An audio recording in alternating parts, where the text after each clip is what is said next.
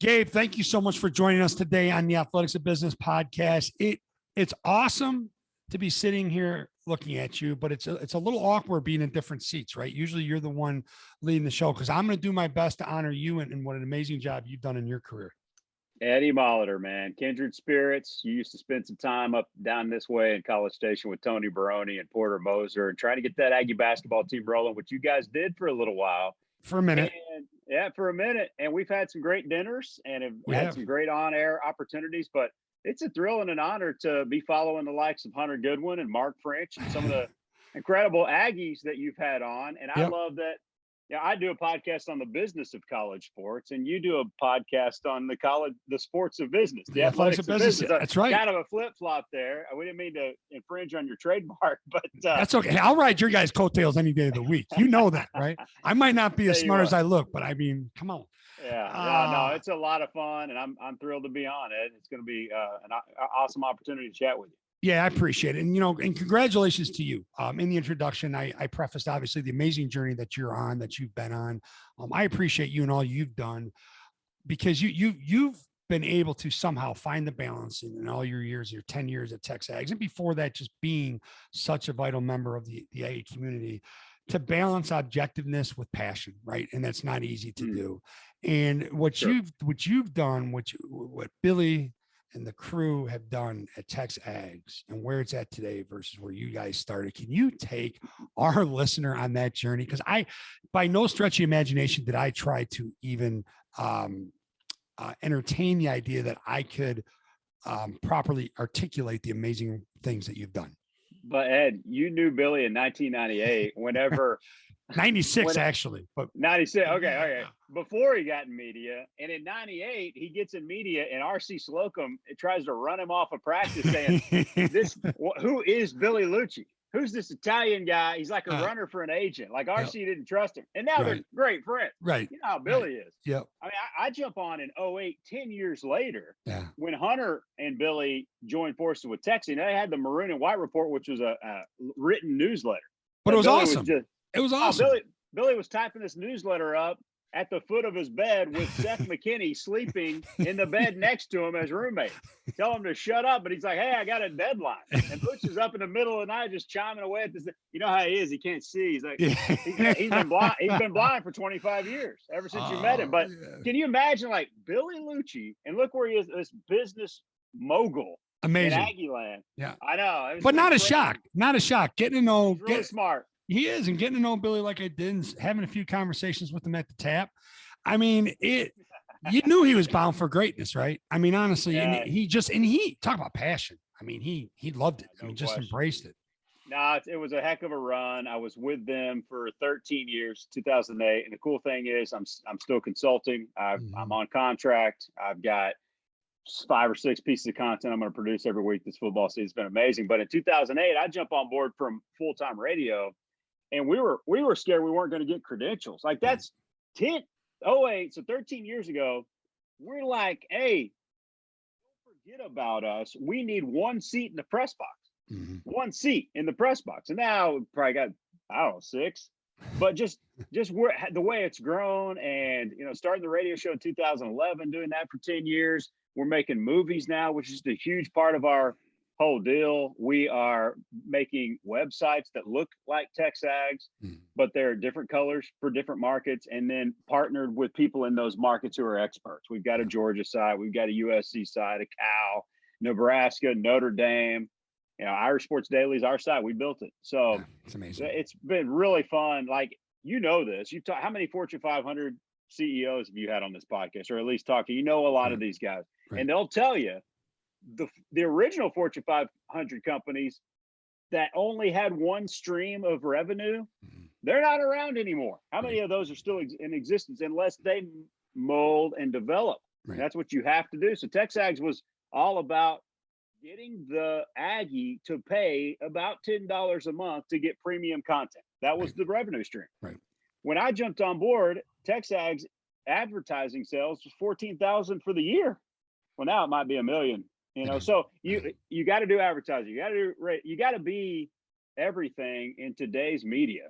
And Well, you got to be able to mold and develop, man. And they've done it. It's an incredible leadership group. You know all the characters. right. And I'm thrilled that while I have gotten out full time, TexAgs is allowing me to stay on board in some capacity and try to add value to it, because it's an absolute passion. It's, and they're better for doing that, obviously, right? And I saw Billy's statements, his comment, your conversation with him after you announced back on May 3rd that you were taking a step away, or that you're stepping down from the show. And he made a great point. Like, it was very straightforward. Like, I hate to see you go, but you're not really going. As a matter of fact, you're here in a capacity that serves you better in your life, Gabe, and serves your family better, and also serves TexAgs, because now we're bringing another 10 on, right?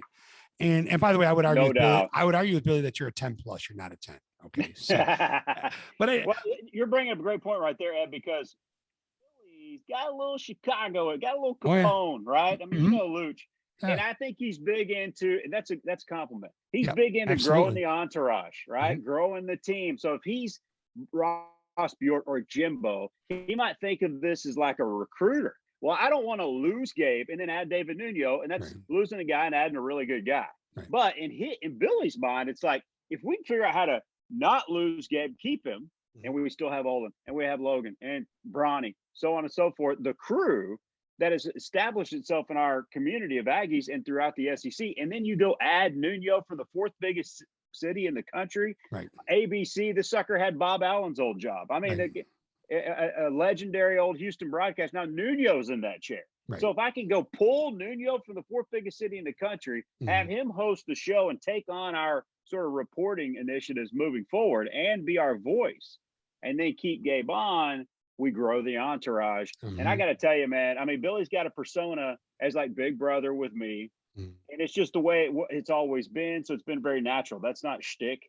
You know, I've kind of been the Casey Affleck in Good Bull Hunting in the back seat and eat your double burger and shut the hell up. And he's been the guy in the front driving or on the other side. Well, he can't drive for crap. So he's been the guy on the other side, Matt Damon. But the point being is, like, we get that, and I play that role and he plays that role, and we love each other. But on January the 18th, I had a secret, and I had something that needed to be told. And that something that needed to be told was, after 13 years, I got to pull back because it's broken right now. The schedule's broken. The math equation in our home is messed up. And I got to figure out how to get this thing right moving forward, or regret's going to creep in a big way, because these kids are only getting older. They're only getting busier. My wife's only getting more and more successful in real estate. Yet TexAgs is dominating like our whole schedule. But TexAgs isn't the most important thing in my house by any stretch, as much as I love it. And neither are the Aggies, as much as I love them. Right. And so I needed to figure out, and to Billy's credit, this was Billy's finest hour. In a 3-hour conversation, socially distanced, of course. He is the world's biggest Aggie germaphobe. He had the door open into his house, but I had to be in the garage, and he was in his kitchen. Were there pictures of that on social media? You needed, well, you couldn't do that. That was a clandestine meeting at that time. Absolutely. And I cried a lot, man, because I was holding it in, right? So I cried a lot, and then he realized my plight, and I still had a contract. I still had 2.5 years left on my contract. They could have handled this a lot differently, Ed. Right. And in business, how many people you talk to would have handled it a lot differently? Right. Because his contract's a contract. Business is business. No hard feelings. Right. You got to put that aside. But they didn't. They understood it. They understood my situation and said, look, okay, we still want you. Is there a couple things you could do for us? And I told him point blank, like, I don't want to just cold turkey go from TexAgs and then fade into Bolivia, as Mike Tyson would say, right? I don't want to just fade away and then all of a sudden, like 5 years from now, and in real estate, you got to keep top of mind awareness. So I don't want to just in 5 years, everybody in the community is like, remember that Gabe Bock? I mean, who is he? Right. So you got to keep doing stuff in real estate, and it's my passion. Right. So to their credit, we had multiple meetings. Brandon Jones involved too, our president, and Brandon finally said, look, you know more of what you really offer TexAgs and have for 13 years even than I do. Why don't you come back to us with a new job description? And why don't you put a value on that job description? And I was able to spend 2 weeks and really craft my own job description. How many people do that? Right. And then we met for 20, 30 minutes and we had a new role moving forward as a consultant, as a content creator for TexAgs, but working not 70 hours a week, but working 10 to 15 during football season, less during basketball and baseball, and even less during the summer. But still being involved, scratch that Aggie sports itch. But now moving forward, it's just fun. Like this is just a hobby that I would probably be messing around with anyway. So I'm still able to be involved with TexAgs and still able to work with my wife and still able to be home and play golf like crazy and coach baseball and volleyball and everything else. So I'm living a good life, man. I mean, I got to tell you, I'm very deserved too. Ed. Yeah. And well deserved. I'm thankful. Yeah. And I'll tell you, you said something when I listened to your announcement on May 3rd and it stuck with me then because we had just connected and you kind of noted that something was coming up, but we had just reconnected. We just talked. And when I listened to it, you said something, the decision came down to time and margin. I absolutely love that, right? Because I think that's something that so many people are dealing with right now with everything that we have grown through. And you said that, but you also said something that absolutely shocked me, that you and your wife have only been to 1.5 games together at Kyle Field. We've only been to 1.5 games together in our marriage, period. And now you're going on a road game together to one of my favorite places. Yeah, that's awesome. And next week we're going to Denver for the A&M Colorado game. But so cool. We got season tickets. That's great. Yeah. Will that be hard for you though? Will that be hard for you not being like running around like a chicken with your head cut off and having the field pass? And even though obviously you still have one, but sitting there with the season tickets, and will that be a little bit different feeling? I think the hardest part of all of it is going to be figuring out how to cheer again. Yeah. Because in the press box, it's a sterile environment. Yeah. So you're subdued in a lot of ways. You might celebrate, but it's just above the neck and it's in silence. It may be with a well-timed tweet is how you celebrate or things like that. It's totally different world. And I firmly, I don't know. I haven't sawed them off. And is it sawn or sawed? I haven't sawn them off in forever with an N, I think. Yeah. Okay. Hey, I'm from Chicago, so you're asking the wrong cat here, right? Sawed. Yeah. In years, really. So I mean, maybe at like a baseball game with the kids, but I mean, I can't remember clapping at a sporting event. I go to a Rangers game and I stand up and I think that's going to be the biggest challenge. But I'm glad you mentioned the margin thing. Are we going to get into that later? Because I have something on Go ahead with that right now. This is a book I've been reading all year. My good friend Will Reed brought it to my attention when I met with him about. I was looking for a bookmark. Look, we've gone with the 3 of spades today as my bookmark. I don't know why. I just found something real quick to find my place here. But this is Richard Swenson. He's a doctor. Okay. He's a medical doctor, and he's been on a quest for margin his entire life. And he wrote this is like a daily version. He's got a much thicker book. But hey, what's the issue of writing this massive book on margin? Anybody that needs it, they don't have the margin to read it. So he realized that and he said, look, I need to do it daily. And it's called A Minute of Margin. Okay. Because I can do that. Yeah. We can do a minute a day. Yeah. Now I may skip 4 days because I don't have time, but I can do a minute. Right. You know, and so they're this big. That's it. And then he gives you his little RX at the end, right? So it's all good. I love that. I'm glad you mentioned this margin. That's kind of been my word for the year. And I read one about 3 days ago on the benefit of a good transmission. A great car, you can have a great car, but you better have a transmission in that sucker. And what he talks about is the healthiest lifestyle comes equipped with 4 gears. You need 4 gears. And I'm a 3 on the Enneagram. I don't know if you've studied that. And I'm a doer and a pleaser and a people pleaser. And I want to go above and beyond what's requested so that, I don't know, maybe I like encourage. I don't know. I like doing well for people. I don't like when I do them wrong. And so I go probably a little bit too much, transitioning the overdrive gear 4, right? Hammer that sucker and speed on the freeway. In my life, I'm very comfortable in overdrive. But what I'm learning now is these other gears, and I'll just read it quick. I'm not going to read the whole minute of margin. Okay. But the first is park, like for the contemplative times. This gear is used for rest and renewal. It's our battery charging gear. And he continues on that. The second gear is low. Low gear is for relationships, family and friends. Like how many of us grinders, right, Ed, just don't have time to sit for an entire hour and have a cup of coffee with somebody new because we got to go get going. Time is money. An hour is, sometimes it feels wasted. But I've learned a lot this year. God's taught me a lot about just the importance of that low gear and Mhm. growing your relationships, because we're not meant to do this alone. We're meant to be around people. We're meant to grow and be in unity and be in community. And that's where we are our most healthiest self on this earth, right? Mhm. Yep. So park and low and then drive. Like that's the usual gear for work. Much of our play, like this gear uses lots of energy, faster speed when it's productive, but then that fourth gear is overdrive. Overdrive is like you're going to go to the gym, Ed, and you're going to play basketball and not golf that day. Like you're going to gear up your energy and get into overdrive, or you got a bunch of deadlines coming up, and I might have to pull almost an all nighter to make it work, and that's okay. But the key of this margin thing is that can't be a lifestyle. Like overdrive can't be every day. You're not going to be healthy physically, mentally, emotionally, socially, behaviorally. Like it's going to affect all of it if you're spending your life in overdrive. And I think way too often I spent my life in the it's like a great car. If you just drop that sucker in and start hammering from the stop sign consistently, the car is going to croak. Eventually, it's not going Mhm. to be very good because you're going to wear out your engine. And that's the same with our bodies. That's the same with our brains. So Mhm.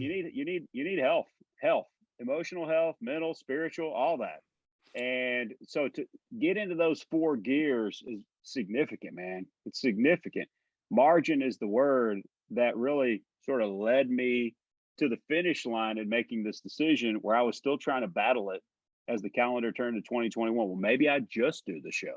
But Mhm. then, it's like, well, hey, that still puts you busy in the morning and still puts your wife busy in the evening. And you're still bringing home your most exhausted self day after day after day. And that perpetuates Mhm.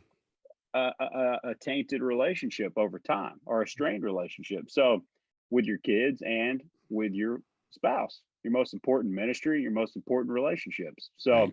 it's so important. Your home is the most important thing. It's got to stay healthy. You I mean, know, you're not going to be a great businessman a lot of times if your home's messed up. You'll be distracted and you won't be your best, at your best. So, just learning a lot. I still don't know anything, but I am learning a lot this year through this decision, man. No doubt about it. well, and the thing is, if you are there, you really don't have access to your best self because you're so worn out, right? Because you're Right. spending so much time in drive and For sure. overdrive, and It's and that impossible. and that's the big trick because you think you're doing okay. It seems like Right. all the plates are spinning, like all the balls are staying in the air, and you think you're doing okay. So again, I say kudos to you. I mean, it's I just appreciate it, man. it's pretty amazing because it's not, you don't have an ego, which is always amazed me about you with all your success. But for some, it'll be very hard because a lot of folks in that industry, my industry, the coaching industry, people in general identify who they are with what they do, right? And you and I, we identify who we are with our family, right? And Yeah, what's most important. So to you, absolutely. I just think that's absolutely amazing. Now, was it odd for the family to have so much access to you throughout the day at first? Like, Dad, I don't know if this is so. This is cool, but Man, I think it's still yeah, pretty odd. Like I burned some cook. My daughter did a presentation today at school. It's actually going on right now okay, on Norway, and my wife has some Norwegian in her. Norway, okay, Sweden, okay, German, and so Ella picked Norway. She wanted to okay, learn a little more about Norway, and when you do the presentation, you get to make some food from whatever country you choose, and you have right, to present, and then everybody gets to eat. She made these like lemon sugar cookies, and all I had to do today was stick them in the oven and right, not burn them. right. Well, I burned the suckers, right? I mean, come on. All I had to do was stick them in there and Uh, not burn them, and I burned them. like when you say So burnt, like a little bit crispy, or were they gone? edible. I say they're edible. They Yeah. were just All fine. But right. you know how it is when you're a kid. Hey, look, I Yeah. messed it up. I'm Uh, still learning a lot. I mean, we got a puppy. We're still trying to house train him. I had no idea. My wife used to bring all three kids to school every single day. I had no idea how hard that was. right. I'm now driving them to school. Yeah. I mean, just Yeah. trying to get them to school on time is a chore. So I am learning a lot, man. But I've counted hundreds of hours, Okay. especially like when you think about a road trip. I mean, you're Yeah. gone for 72 hours or longer. Yeah. And when you're there at home in the summer, where you last year would have been, well, not last year because of COVID, but in a normal world, would have been gone for 3 days or 4 or 5. Mm-hmm. I mean, and then every morning being able to spend some time getting them ready. I mean, it is Mm-hmm. just an incredible joy. So Over cool. time, you start thinking like, all right, I don't regret. This is an incredible run. I'm so thankful for TexAgs. At this stage, my daughter Ella's 12. My son Easton will be 9 in October. My other daughter Everley will be 6 in October, and they're kind of at that stage now where it's been great, but they're getting ready. Ella's going to be 7th grade sports coming up next year. I mean, it's about to get crazy. Multiple pickups at school, multiple drop-offs at school. My wife's career is blowing up, so she needed to insert some systems and make hires, and I've just been a part of that. And so it's like sooner or later, regret's going to set in. Can I do this for 10 more years? And then I look up and Everly is out of high school. And now we're empty nesters, and I missed a lot. Yes. And I just don't want to. I talk to so many people like you and other business people. You and I are very kindred spirits in a lot of ways because we found our passion and we got to work in the thing that we most enjoyed. Your dad was a coach. You knew you were going to be a coach. You wanted to coach. And guess what? You got to coach at a very high level. And here you are sitting there coaching, and your dreams change. It's something that happens. You wake up one day and you have new dreams. I wanted to be the play-by-play voice of the Texas Rangers, right? Forever. And we listen to Mark Holtz and Eric Nadell. Nadell's still doing the plays. It's incredible. And my parents really wanted me to take whatever road I need to take to get to Bristol, Connecticut, right? I mean, get on sports. When are you going to be on sports? They don't know crap. It's like, when are you going to be on sports?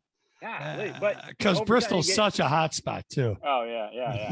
So, but then you get married. Okay, that changes some things. Do I want to live calling single A in Clinton, Iowa, left and right or not? Probably not. Does my wife have a job there? Probably not, because there's 716 people in that town. So it's like, all right, and then you have kids, and your dreams just shift and mold and change, and you start asking yourself. And I know you did. You had to come to that realization. And I did too, just recently, is what is the finish line? Is it 5 years? Maybe it is. You'll be praying a lot about it. You're talking. What's the finish line? And come to find out, and I think I really started, we prayed about this thing for 13 months before I told Billy. It was an 18-month process to the finish line on January 11th of this year. But it's like, maybe it's now. And when you do a 3-hour talk show, in a 5-month complete sports shutdown where you're just doing Mount Rushmores every day, like that kind of wears on you, and it really makes you. And that, like you said earlier, a lot of people are in this boat right now of thinking like, what's the next 20 years really supposed to look like? Is it still this? And just asking that question, not just kind of plowing through it and just assuming it's the right thing for you moving forward, but really asking the question and sifting out and searching for the answer to what the future really looks like for you. And so that's where we came to this point. Right. And what were those conversations like with Megan when you first started going down that road and having those? And was it you that said, "Hey, Megan, listen, I kind of want to talk to you," or was it her, or was it a mutual thing? I mean, what was that like? You should pull up a tweet that Megan put out like a month ago, I think, when I passed the real estate exam and hung my license with her, their brokerage there, Walsh and Mangan. Premier real estate in town. She's got the team, Megan Bock team within that brokerage.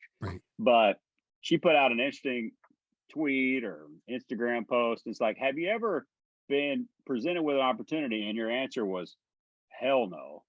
And then lo and behold, as time passes, it's like definitely the right decision. And that's kind of where she was. We were driving. We were going back home to Denison, an hour north of Dallas, border town with Oklahoma. And I looked out at her while I was looking out. I was driving home and I was pretty exhausted. It was after the 2019 fall. And I looked out and I saw a billboard for Champions School of Real Estate. I didn't end up using Champions, but that's where Megan went. And I just looked over and I pointed to that sign and I said, what if I did that? And my idea was, I really don't like her opening a door in the middle of the country for just some single guy.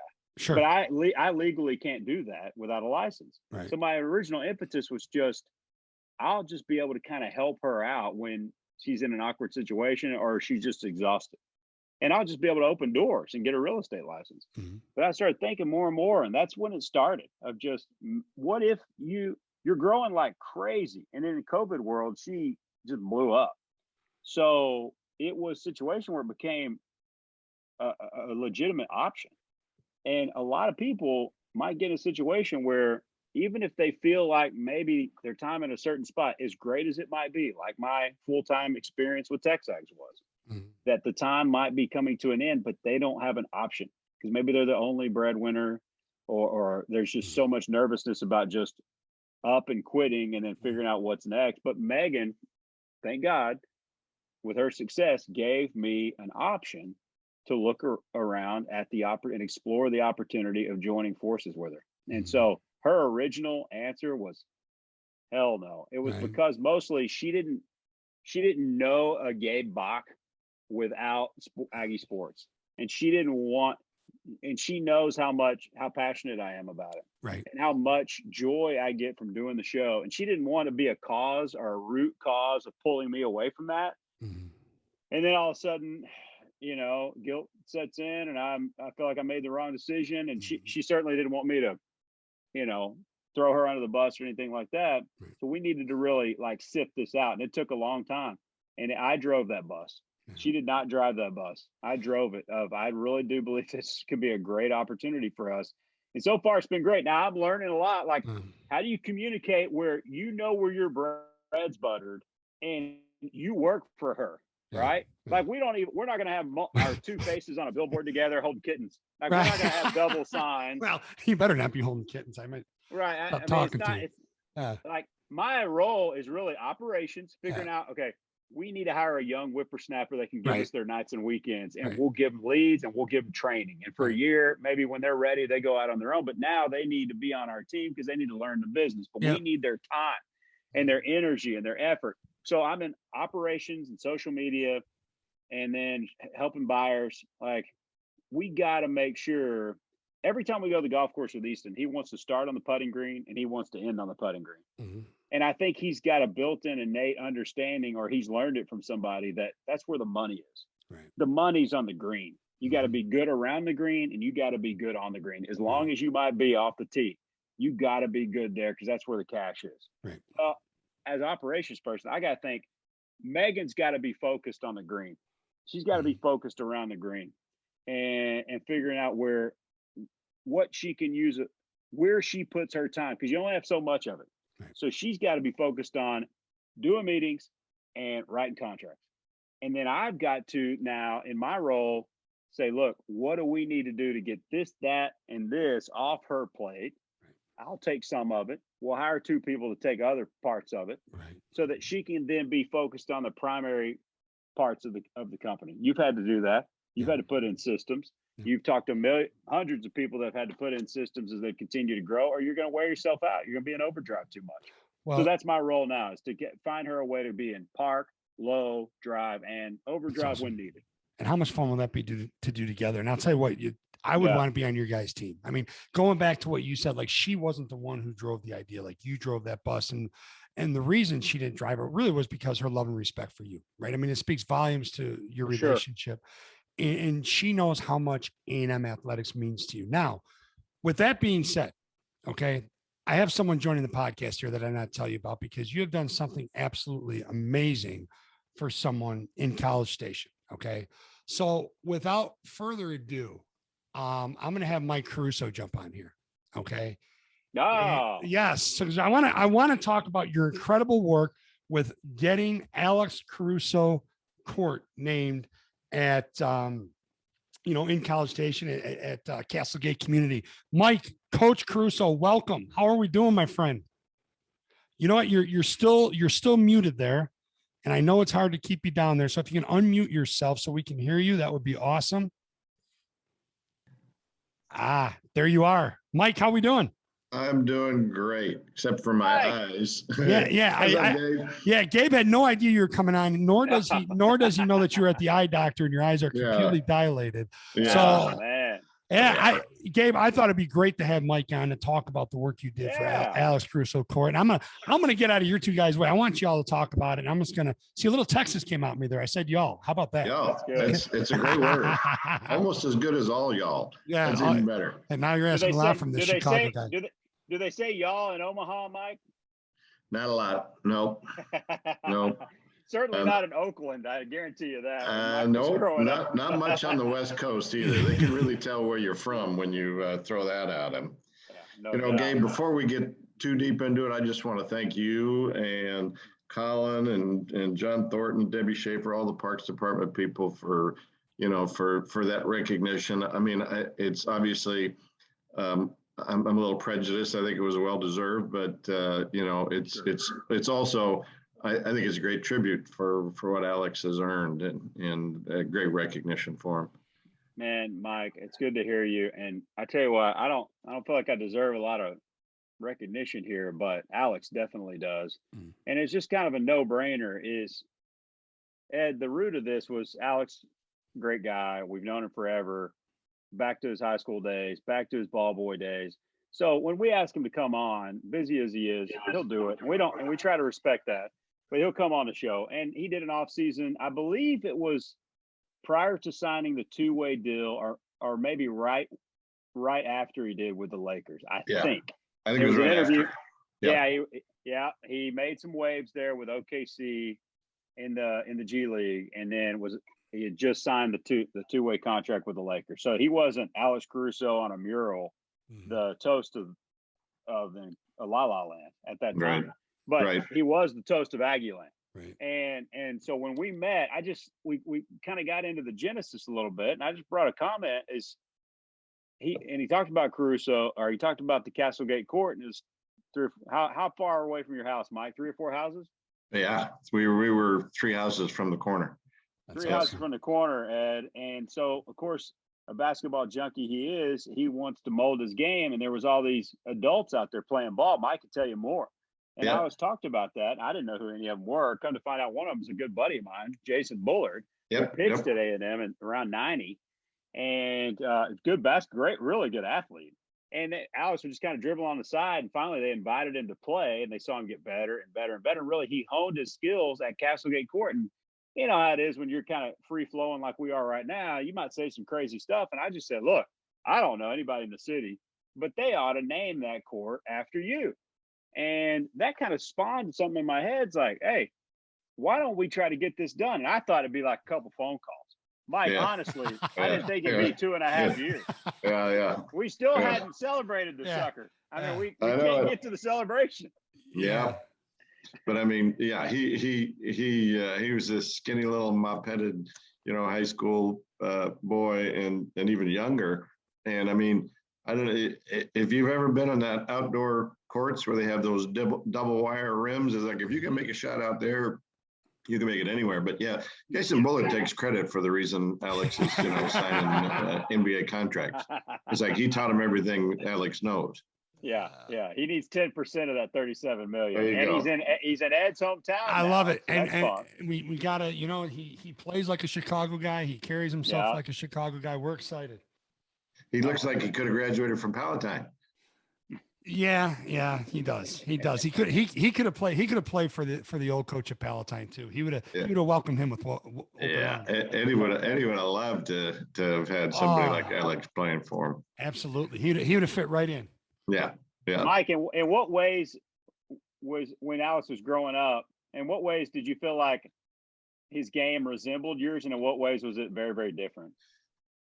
It's really kind of strange. It's we'd be out playing in the driveway, and he was like 6, 7 years old. I can't remember how young, but, a little family time out in the driveway. And I'm like, whoa, how do you know how to do that?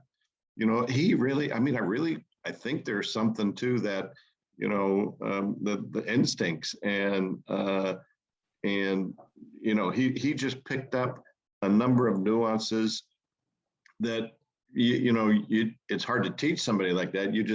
They just learn it. But I mean, he did it at a really, really early age. He really understood the game, and then his competitive nature and his competitive drive. I mean, I was back then, a 5'11" dude could play point guard. Probably not much anymore, if not very few and far between. But I mean, I was pretty competitive too, and I think I was a lot like him from the standpoint of pretty California casual off the court. But then when the ball went up in the air, it was like, okay, what do you got? Here's what I'm going to do, and show me what you got. And he's always had that kind of approach. He's always looking to play at the next level, take a challenge on, and has been really successful whenever he's done it. So it's great to see.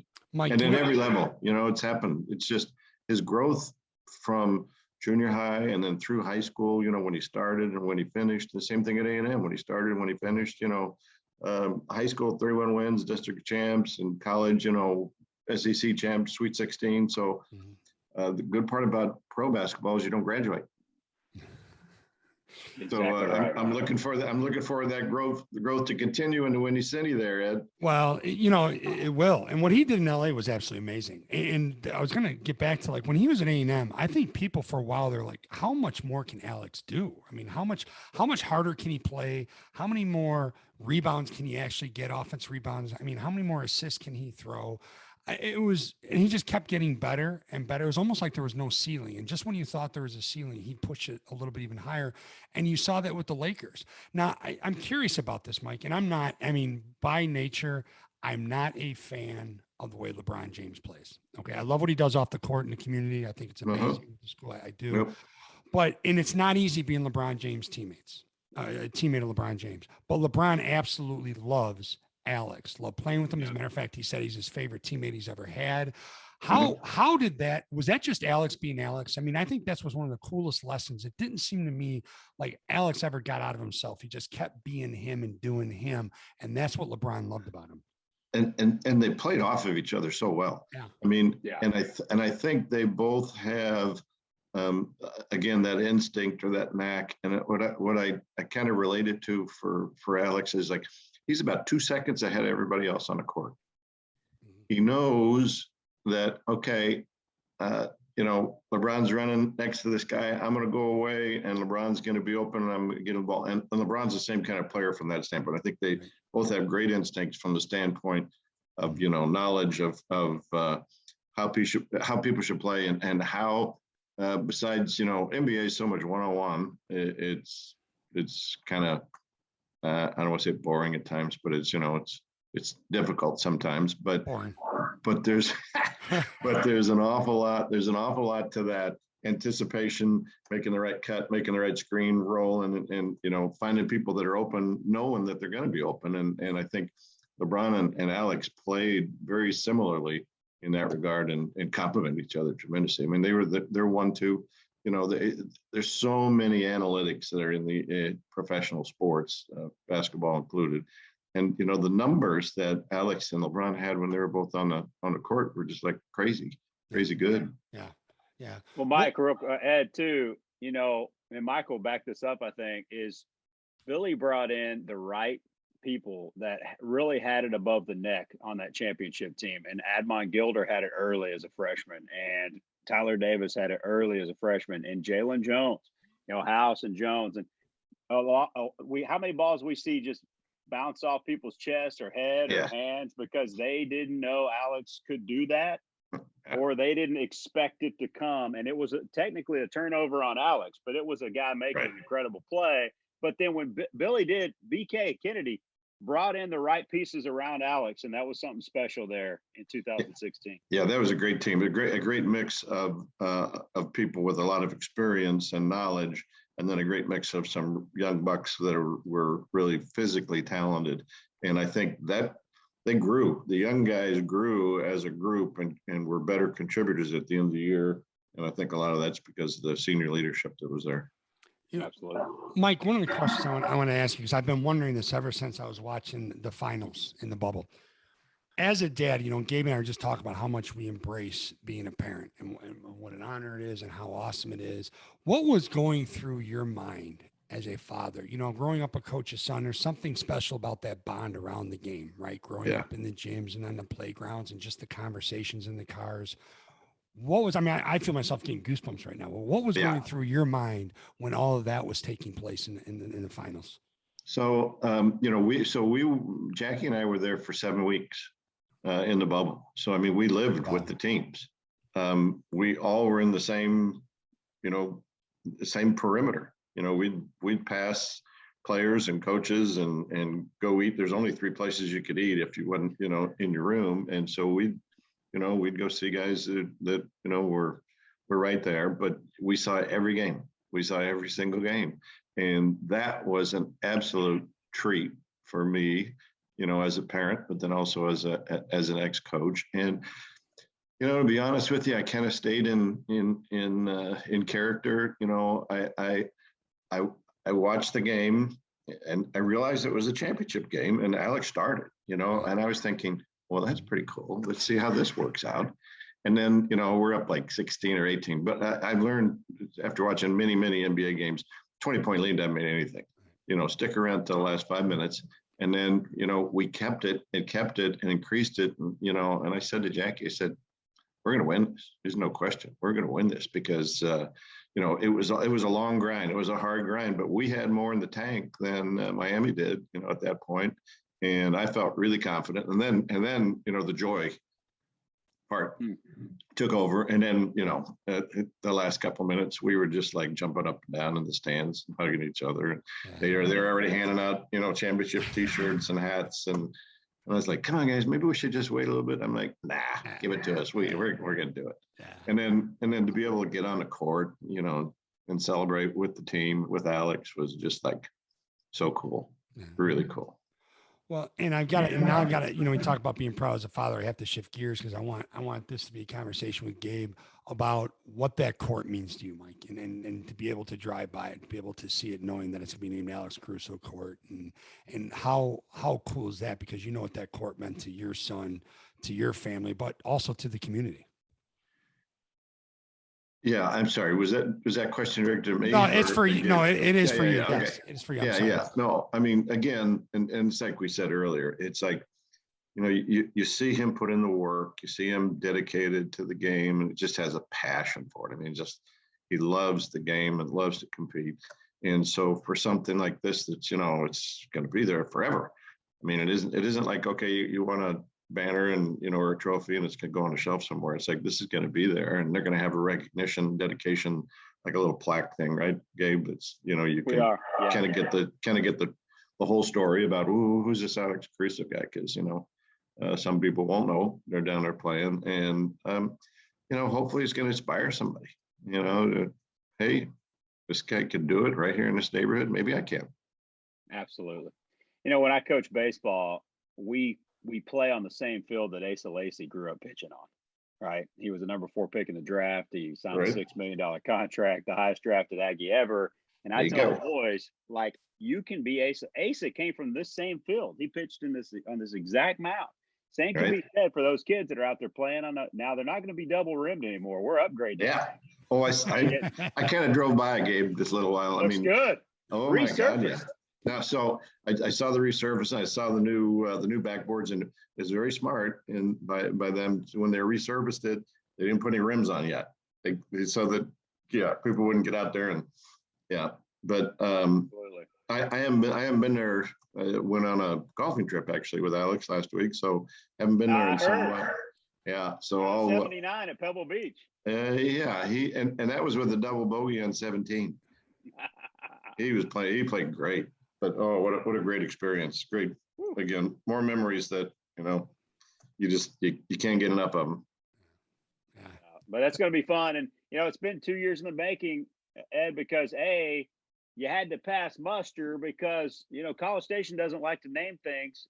I'm not disparaging them, but a lot of towns don't like to name something after you until you passed, right? But the point for us was this is a living icon in College Station. This town has never produced a major sport champion in a team sport.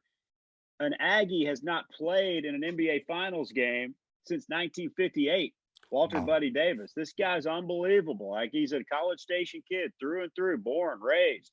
This guy's an Aggie great. So it's not like a College Station kid that went away, did something else great, but he stayed here and did something great. And now he continues to build on this incredible legacy that, like, to Mike's point, these kids are going to be out there playing, and they're going to feel like, if Alex can do it, maybe I should dream bigger than I currently am, because maybe I could too. So it's an inspiration. But the COVID thing, put it on pause. We pitched it in February 20, mid-February of 20, right, and then here you go. Down. Yep. Oh, I'm telling you, like a month.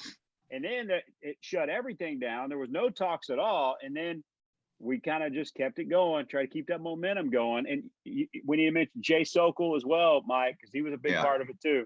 Mentioned Colin, Dr. John Thornton was huge, and all the people with the parks department, so many of them over there that had something to do with it, a lot. But and then so he's a Bull now, and so to bring it to now, we had it set up for this coming Saturday, but the Bulls are calling all their new players to their roster in a couple weeks early. So Mike, we'll figure it out, and hopefully we'll do it in conjunction with one of Caruso's camps, because he continues to give back and do these youth camps. Yep, and he's dedicated to do that, and next year won't be free agency, because that was the other thing that happened. Was it corresponded with free agency, and he wanted to try and do the camp, but just no way to do that. That timing, bad timing.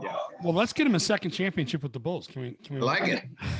Let's go. Huh? Now, if he can do that, who'd have ever thunk that? Yeah, well, who'd have ever? Bulls are going to be much better this year, Ed. I'm excited. They've got a chance of being pretty decent. They really do. They've got some pieces there, and honestly, and I say this, and Mike, I'd say this if you weren't on. I love Alex's game, and he's a huge piece that Chicago's been missing.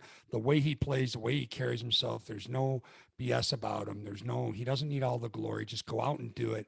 And at some point, guys have to follow that lead, right? They have to follow that. He's all about winning. And what do I have to do to contribute to get a win? Yeah.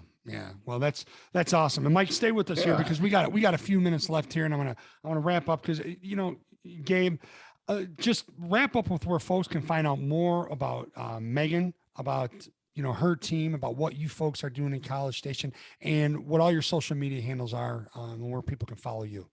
Yeah, so it's Megan's name, and meganbock.com is her website. And we get the Megan Bock team here under the Walsh and Megan Premier Real Estate Brokerage in College Station. And it's an incredible family. We're growing like crazy. We're adding agents. We're adding transaction people. We're adding client care people, social media. So it's a heck of a time to be working with your wife. And that's a little bit of a risk too. Will we do this well together? Because we never done it before. So we jumped right in here together, and it's been a challenge. It's been a learning process. We're a couple months in, but we're really, really enjoying it. So awesome. At Gabe Bock on all social media for me, at Megan Bock, it's MEGANBOCK, all social media for her. And man, we're just loving it. But it would be a little like to wrap it up, it would be a lot harder if it was either or. If TexAgs said, look, if you're going to do this, go do it. We give you our blessing. We'll let you out of the contract, and we'll wish you the best of luck. But they didn't do that. They still saw value in keeping me on, and they allowed me to go pitch to them a consultant kind of role, 1099. I'm on contract, and I'm still able to produce content, which is awesome. That's a passion, a huge, huge passion. So it's cool. It's the best of both worlds, but spending countless more hours home with the family too.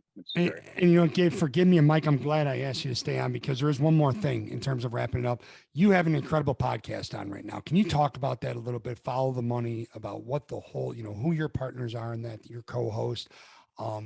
It's such a significant and pivotal time in college athletics right now. Oh yeah. I think what you folks are doing is amazing. Can you talk about that a little bit? Oh, absolutely. Want to invite everybody to go to all podcast platforms, however you like to listen to podcasts, and search for College Sports Follow the Money. We came up with Follow the Money at a breakfast with Dr. R. Bowen Lofton. And Bowen Lofton was A&M's president. Mike worked under him when Mike was in the athletic department at A&M. Yes, Lofton I did. was the president. And Lofton spearheaded the 100-year decision of A&M moving to the SEC. And it happened, really initial talks in probably prior to, but came to full fruition surface in 2010. And then in 2011, they made the move just about 10 years ago. And then in 2012, July 1st, 2012, became official members. And then Johnny happened, so on and so on. It's just been incredible. There have been some ups and downs on the playing field, been incredibly successful off of it. And it's not a 10-year decision. It's a 100-year decision. And that's like an investment. So when you invest in people, you invest in businesses, so on and so forth, you're doing that long term. We're really, really seeing the fruits of that. And Dr. Lofton was A&M's president. He was the chancellor at Missouri after that. And now he's retired back in College Station. And he put this whole thing together. He wanted to do, and there's in the marketplace, there really isn't a lot out there on the business side of college athletics. There's a lot of debate in the third tight end going on. Mm-hmm. Who's going to be quarterback here or there, and a lot of gambling. I mean, gambling is just crazy right now.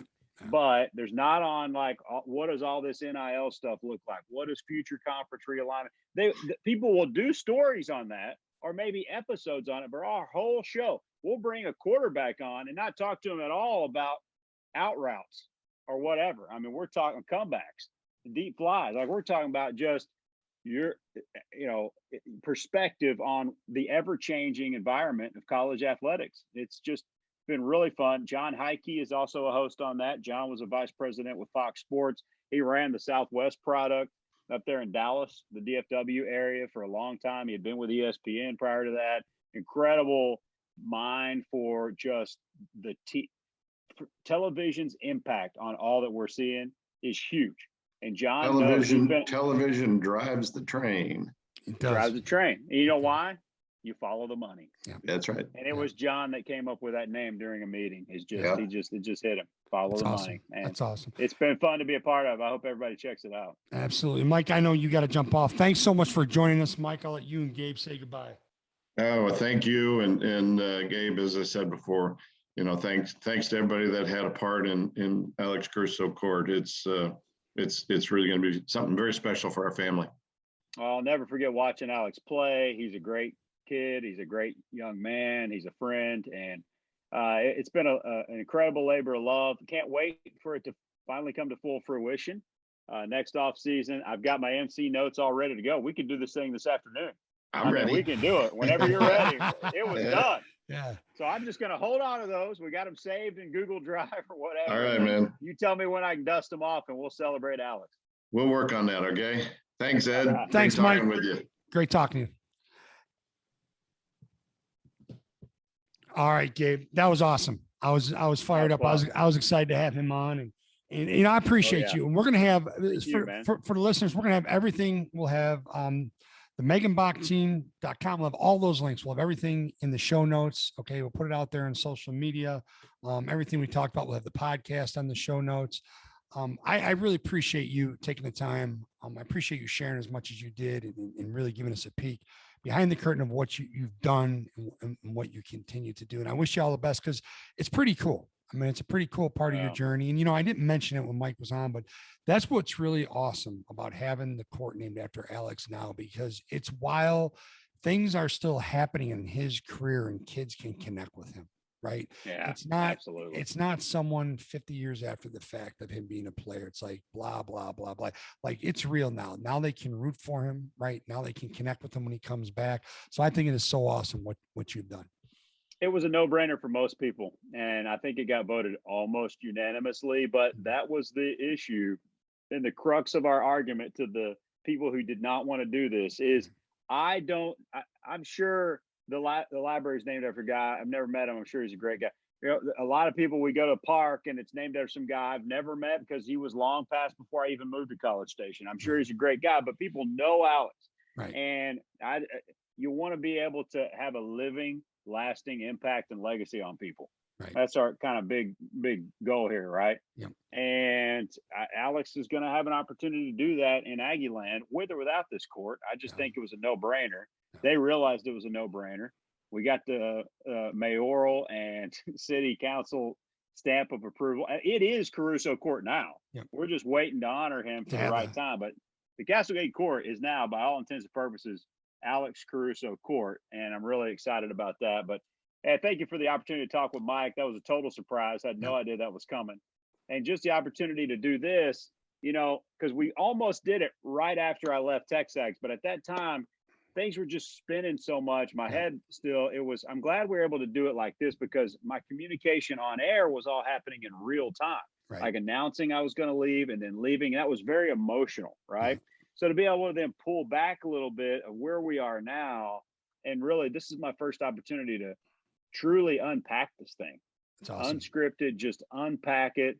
And I hope our listeners enjoyed it. I hope they get I'm something humbled. out of it. I'm humbled that you chose us to do that with, because it was really cool. I think the world of you. And now we have to get you in town for a Chicago game. That's what we need to do. Go see Alex play. Well, we need to do that. My Uncle Mike lives right in downtown Chicago. So that's what I'm saying. And we need to get him on the podcast. He's a great athlete. Let's great do that. Businessman. Let's do that. Hey, I appreciate it. Tell all the folks at TexAgs I say hello. Give Liucci my best. All right. And Logan. And let's talk again soon. Right here. There we go. Right here. We got There's it. the ring. There, There you Gig 'em. go.